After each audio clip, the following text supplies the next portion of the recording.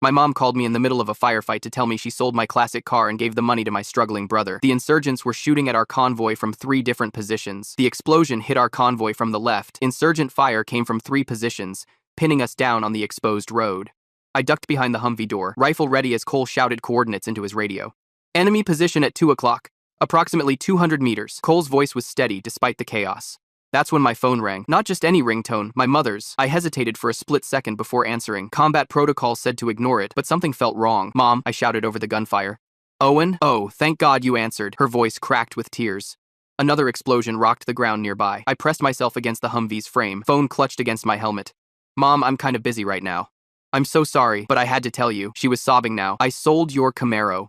My stomach dropped. The 1,967 Camaro I'd spent 2 years restoring. My pride and joy. You what? I could barely hear her over the firefight. Marcus needed money for rent. He was going to be homeless by Friday. I ducked lower as bullets pinged off the Humvee. Cole was yelling something about reinforcements. How much? I demanded. $8,000. Her voice was small, apologetic.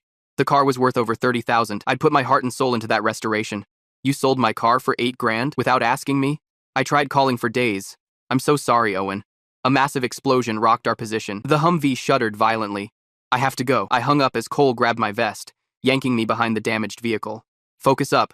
We've got incoming. Cole's face was inches from mine. I pushed thoughts of the Camaro from my mind. Survival first. Family drama later. 3 months passed before I returned to American soil. The base felt surreal after so long in the combat zone. I called Talia the moment I cleared processing. Her voice made everything feel more real. I'm back, I said simply. Thank God. I could hear her relief. I'll pick you up in 30 minutes. She was waiting outside the gate in her blue Honda. I tossed my duffel in the back and slid into the passenger seat. Talia studied my face. You look distracted. It's not the deployment. I stared out the window at the familiar landscape. My mom sold my Camaro while I was gone. You're 67? The one you restored? Her eyes widened. Why would she do that? Apparently Marcus needed rent money. I clenched my jaw. She sold it for $8 grand when it's worth at least 30. Talia frowned. That doesn't sound right. Marcus has that downtown apartment, doesn't he? Exactly. I nodded grimly. And now, my car is gone. What are you going to do? She turned onto the highway. First, I'm going to see Marcus. I checked the time on my phone. Right now, actually. Can you drop me at his place? Talia squeezed my hand. Of course, but maybe get some rest first? You just got back. This can't wait. I'd been stewing for 3 months. I need to know what happened to my car. 20 minutes later, we pulled up to Marcus's building. It was one of those luxury downtown lofts with a doorman and valet parking. Want me to come with you? Talia asked. No. This is between me and my brother. I leaned over and kissed her. I'll call you later. The elevator ride to the 12th floor gave me time to process my anger. My brother had manipulated our mother into selling my prized possession for a fraction of its value. I knocked on his door, hard. Marcus opened it, surprise washing over his face. Owen, when did you get back? Today. I pushed past him into the apartment. The place looked different. New leather furniture, expensive art on the walls, a massive TV that hadn't been there before. Nice upgrades. I gestured around the room. For someone who was about to be homeless. Marcus paled. What are you talking about? Mom sold my Camaro to save you from eviction. I stepped closer. Ring any bells? Oh, that. He ran a hand through his hair. It was just a temporary cash flow issue. $8,000 worth of issue? I noticed a set of keys on the counter. And is that a Harley key fob? Marcus shifted uncomfortably. Look, I can explain everything. I'm counting on it. I sat on his new leather couch. Start with why Mom thought you needed my car money to avoid homelessness. His explanation was vague, full of business jargon and excuses. Nothing added up. I left an hour later with more questions than answers. Something wasn't right, and I was going to find out what. That night, I called my mother. She seemed nervous when I mentioned the money. Did Marcus pay you back yet? I asked. He's working on it. She changed the subject quickly. How was your flight home? I pressed her about the dealer she sold the car to. She gave me a name, Tessa, at Riverside Auto. The next morning, I visited Riverside Auto. Tessa, the manager, had no record of buying a classic Camaro. We haven't dealt with classic cars in over a year, she explained, checking her computer again. On the drive back to Talia's apartment, I pieced things together. My mother lied. My brother suddenly had expensive new things. My car was gone. Something was very wrong, and I was going to get to the bottom of it. I found myself standing outside Marcus's luxury loft, staring at a brand new Harley-Davidson parked in his reserved spot. The shiny chrome gleamed in the afternoon sun. This didn't look like the vehicle of someone who couldn't make rent. I pressed the buzzer and waited. Marcus opened the door with a surprised expression. Owen, I wasn't expecting you again so soon. He stepped aside reluctantly. I walked straight to his living room, taking in the expensive upgrades. The leather sectional alone probably cost more than what Mom got for my Camaro. Nice place for someone who was about to be homeless. I gestured at the 75-inch TV mounted on the wall. That's new? Marcus shifted uncomfortably. Like I said, it was just temporary. So temporary you needed 8 grand? I picked up a high-end whiskey bottle from his bar cart. This costs $200. Business has been good lately. He took the bottle from my hand and set it down. What business exactly? I'd never gotten a straight answer about what Marcus actually did for work. He mumbled something about consulting and investments. Nothing concrete, just vague business jargon. Mom said you were going to be evicted by Friday. I stepped closer. But your doorman told me you've lived here for 3 years without issues. Marcus's face paled. Mom exaggerates sometimes. You know how she gets. No, I don't think I do. I pointed to the Harley keys on the counter. When did you get the bike? Last month. Got a good deal. He avoided my eyes. With what money? I pressed. The same money you supposedly needed for rent? Marcus ran his hand through his hair. Look, there was a misunderstanding with Mom. I needed a short-term loan for an investment opportunity. So you weren't about to be homeless? I already knew the answer. He sighed. Not exactly. No. I left his apartment more confused and angry than before. The story wasn't adding up. That evening, I called my mother. She answered on the third ring. Owen, honey. How are you settling in? Her voice sounded strained. I visited Marcus today. I kept my tone neutral. He has a new Harley. Silence stretched over the line. Mom, what happened to the money from my car? I asked directly. I gave it to Marcus. Like I told you, she spoke quickly. Did you talk to him about paying you back? He wasn't about to be homeless, was he? More silence. Mom, I pressed. He said he needed it urgently. Her voice dropped. I was trying to help. Where did you sell the Camaro? I changed tactics. That dealership on Riverside. She paused. Tessa handled it. That's interesting, because I spoke with Tessa today. She has no record of buying a classic Camaro in the last year. I heard my mother's sharp intake of breath. Maybe it was another dealer. It's been a stressful time. Mom, what's really going on? I asked. I need to go, Owen. We'll talk soon. She hung up abruptly. Something was definitely wrong. I called Talia and filled her in. That's really suspicious. Her voice was concerned. What are you going to do? I need to figure out what Marcus is doing with all this money. I stared at my laptop screen. Can you come over? Talia arrived 30 minutes later. We sat side by side on her couch, scrolling through Marcus's social media accounts. Look at this. She pointed to a photo from 2 weeks ago. Dinner at the Reserve. That place costs at least $200 per person. I scrolled further. And here's a weekend trip to Miami. I clicked on another photo. Mom never mentioned him taking her on vacation. Owen, look at the dates. Talia pulled up his Instagram timeline. All these expensive purchases started about 8 months ago. We spent hours documenting Marcus's spending patterns. The new furniture, the Harley, expensive restaurants, designer clothes. None of it matched the story of someone who needed emergency rent money. The next morning, I decided to check my mother's bank records. She'd given me access years ago when I deployed, in case anything happened to her. This is weird. I showed Talia the screen. She's making regular cash withdrawals, $300 every Thursday at 2 p.m. from the ATM near Marcus's neighborhood. How long has this been happening? Talia leaned closer. At least 8 months. I scrolled through the statements, right around when Marcus's spending spree started. You think he's taking money from her regularly? Talia asked. I think something much worse is happening. I closed the laptop. I need to follow him, see what he's really up to. Talia squeezed my hand. I'll help. My camera has a telephoto lens we can use. We spent the next day staking out Marcus's apartment. Around noon, he emerged wearing a suit that looked far more expensive than anything he used to own. That's not consulting attire. Talia snapped photos as we followed at a distance. Marcus walked 6 blocks to a glass office building downtown. He entered with purpose, like someone who belonged there. Let's wait, I said, parking across the street. 20 minutes later, Marcus exited with 2 men in suits. They spoke briefly before parting ways. Did you get photos? I asked Talia. Yes, she showed me the screen. Who do you think they are? I don't know. I started the car, but I'm going to find out. After Marcus left, I entered the building and checked the directory. One name caught my eye. Rapid Recovery Services. What is that? Talia asked. Debt collection. I frowned. Let's go back to your place. I need to make some calls. The pieces were starting to fit together, forming a picture I didn't like at all. My car wasn't just sold. It was stolen, and my brother was the thief. I parked across from Marcus's building at dawn. Talia sat beside me, camera ready with the telephoto lens. We'd been waiting for nearly an hour when Marcus finally emerged. There he is. I nodded toward my brother's unmistakable figure. He wore an expensive suit and carried a leather briefcase, not the attire of someone who needed emergency rent money. Marcus walked 6 blocks to the glass office building we'd seen yesterday. 2 men met him at the entrance. One was tall with a shaved head. The other was shorter with a neat beard. That's them. Talia snapped several photos. The directory listed them as Elijah and Desmond. They spoke briefly before entering the building together. I checked my watch. Let's wait and see what happens. I drummed my fingers on the steering wheel. 40 minutes later, they emerged. Marcus handed over his briefcase. The men gave him a small package in return. Got it. Talia's camera clicked rapidly. I watched as my brother smiled, tucked the package into his jacket, and shook hands with both men. They parted ways like business associates after a successful transaction. I need to know what's in that building. I started the car once Marcus was out of sight. The lobby directory confirmed what we'd suspected. Rapid Recovery Services occupied the entire 4th floor. Debt collection. I frowned at the listing. Why is my brother meeting with debt collectors? Back at Talia's apartment, I researched Rapid Recovery Services. Their website described them as specialists in financial recovery and debt resolution. Look at this. Talia pointed to a news article on her laptop. They've been investigated twice for intimidation tactics. I sat back, processing the information. So my brother is either working with them or using them. What's your next move? Talia asked. I need to talk to Mom again. I grabbed my keys, this time with evidence. I drove to my mother's house with the photos and bank statements. She looked surprised to see me on her doorstep. Owen, I wasn't expecting you. She hugged me nervously. We need to talk. I followed her inside. About Marcus and the money. Her living room was exactly as I remembered. Nothing new or expensive, just the same comfortable furniture she'd had for years. Would you like some coffee? She tried to delay the inevitable. No thanks. I spread the bank statements on her coffee table. I know about the withdrawals.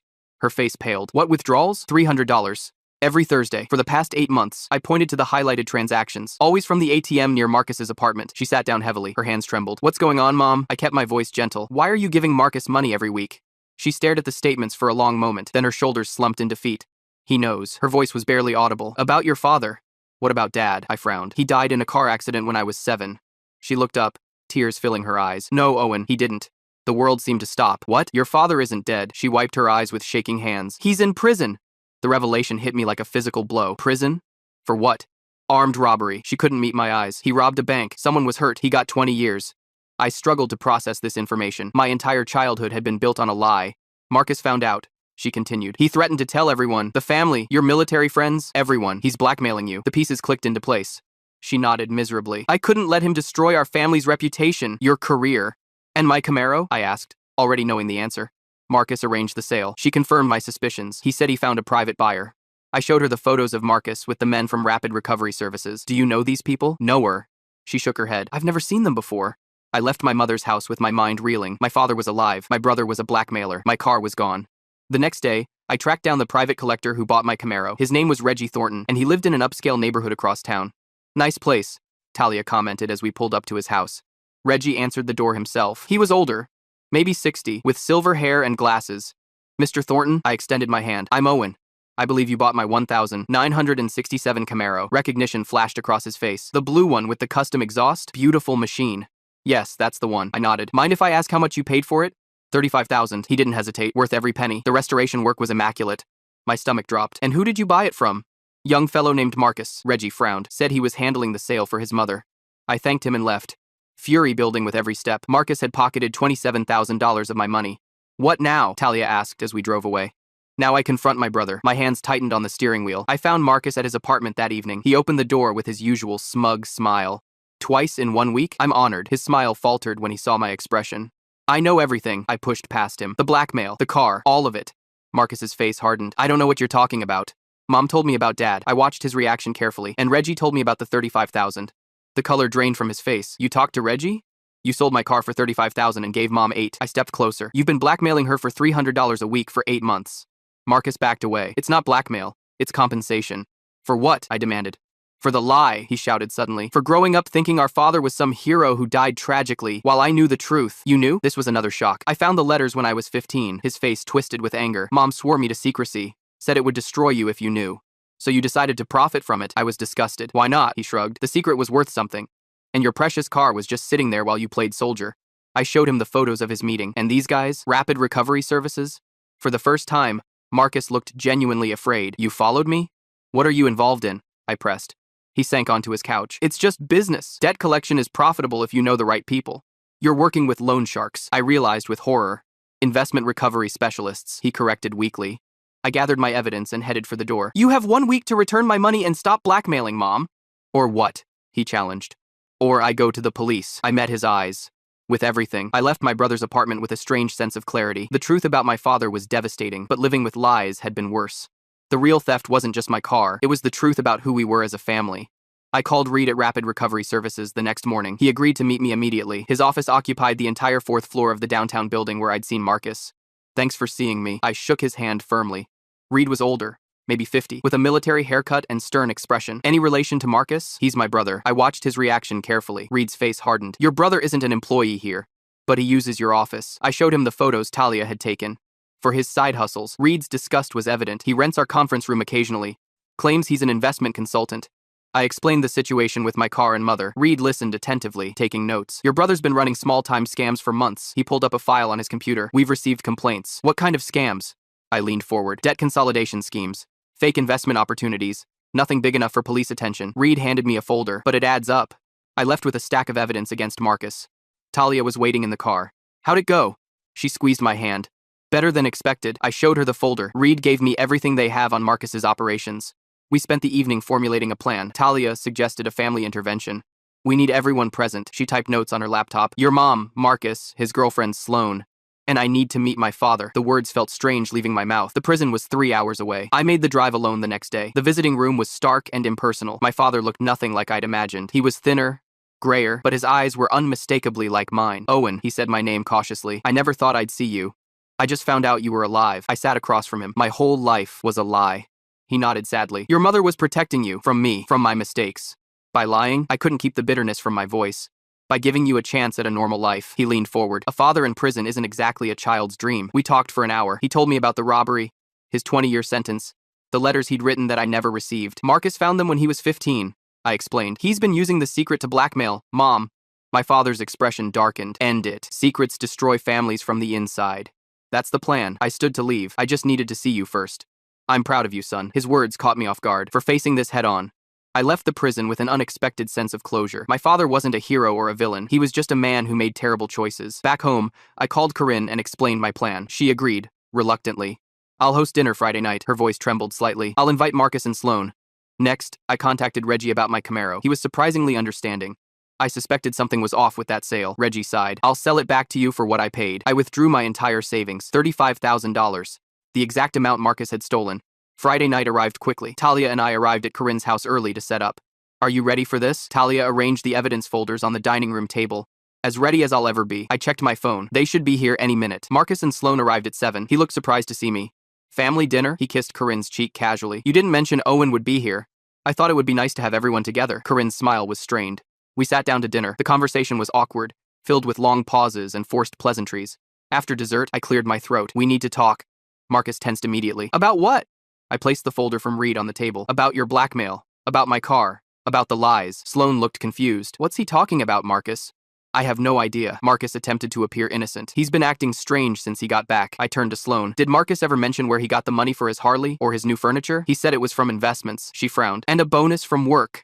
He doesn't have a legitimate job. I opened Reed's folder. He's been running scams out of rapid recovery services. Marcus's face reddened. That's not true. I laid out the evidence methodically. The photos of his meetings, the bank statements showing Corinne's withdrawals, the receipt from Reggie showing the actual sale price of my Camaro. You sold my car for $35,000 and gave Mom $8. I kept my voice steady. You've been blackmailing her with information about Dad for 8 months. Sloane stared at Marcus in horror. Is this true?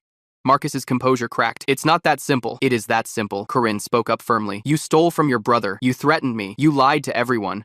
I deserved compensation. Marcus slammed his hand on the table. I lived with that secret for years while Owen got to believe Dad was some kind of hero. And that justified theft? I pushed the final document toward him. I've spoken with Dad. I've seen Reed. I have everything I need to press charges. The color drained from Marcus's face. You wouldn't. I would. I met his gaze. Unless you make this right. How? His voice was suddenly small. Return the money. All of it. I laid out my terms. Stop blackmailing Mom. Come clean to Sloane about everything. Sloane was already gathering her purse. Don't bother on my account. We're done. She left without looking back. Marcus watched her go with a defeated expression. I've already recovered the Camaro, I continued. Reggie was kind enough to sell it back to me. With what money? Marcus asked. My savings. I let that sink in. Every dollar I had. Corinne reached across the table and took Marcus's hand. This needs to end. No more secrets. No more lies. Marcus broke down then. The facade crumbled completely as he admitted everything. The blackmail, the theft, the scams. I was jealous. He wiped his eyes. You were the hero, the good son. I was just there. We all made mistakes. Corinne looked between us. Me most of all. I should have told the truth years ago. The next morning, Marcus transferred $27,000 to my account. The difference between what he'd sold my car for and what he'd given Corinne. It's a start, I told him when he called. The rest will take time. A week later, I drove my Camaro to Talia's apartment. The familiar rumble of the engine felt like coming home. How does it feel? She slid into the passenger seat. Right. I ran my hand over the dashboard, like something important has been restored. We drove along the coast as the sun set. The truth about my family was painful, but living with lies had been worse. Do you think you'll ever forgive Marcus? Talia asked. Eventually, I watched the road ahead. But trust takes longer to rebuild than a car. Marcus faced consequences beyond our family. Reed pressed charges for misusing their facilities. Several of his victims came forward. My father remained in prison, but I visited monthly now. We were building a relationship based on truth, not idealized memories. Corinne seemed lighter, despite everything. The burden of secrecy had been heavier than she'd realized. As for me, I learned that the most valuable restoration wasn't the Camaro. It was our family, damaged but finally honest with each other. Some things, once broken, can be rebuilt stronger than before.